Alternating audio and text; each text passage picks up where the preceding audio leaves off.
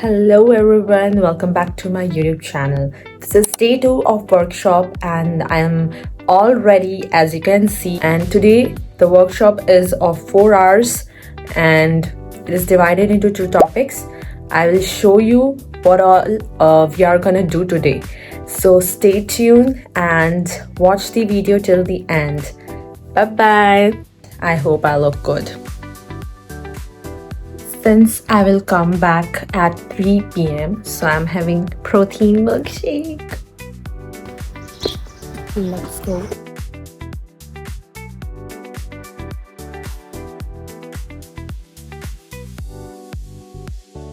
Ligament holding all of those muscles together in place, right? And we also have, and one more thing, we also have between your peritoneal sac and the parietal peritoneum and your transverse muscle, we have your transversalis fascia. So for each attachment to a particular, let's say, structure, you will have a particular name for it. So what do you call the attachment between bone and muscle? And what do you call the attachment between bone and bone? And what do you call the attachment between membrane and muscle? Fascia. The vessel supplies superficially on your rectus abdominis beneath your subcutaneous layer in the suprapubic region, right? And then see, look at here, leading to excess fluid in your abdominal cavity, right? Or it's complete open surgery. Depends on the size of the hernia itself. Imagine that this suture pad is your site of hernia, right? There is hernia that is bulging out this way, right? After retrieval of all the gastric contents outside, you will do hernia repair on this side, right here, hernia, and then you will take your suture as well, and non-absorbable suture as well, right? So we are just going to do continuous sutures all along the portions of the hernia, right? So I'm going to start my suture right here, right, the lateral side, right? So it's just going to be a simple one. You can do interlocking if you want as well, right? So for regular continuous, you just pull and make sure that the loop is locking the mesh in place, right? And you go on the next level and you take it out, right? So usually you will close the loop on itself, right? The loop closes by itself.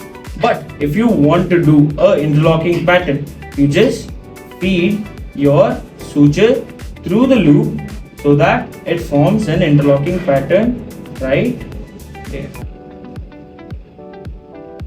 So if I close this up, you can see that there is an interlocking pattern that comes into place, right here.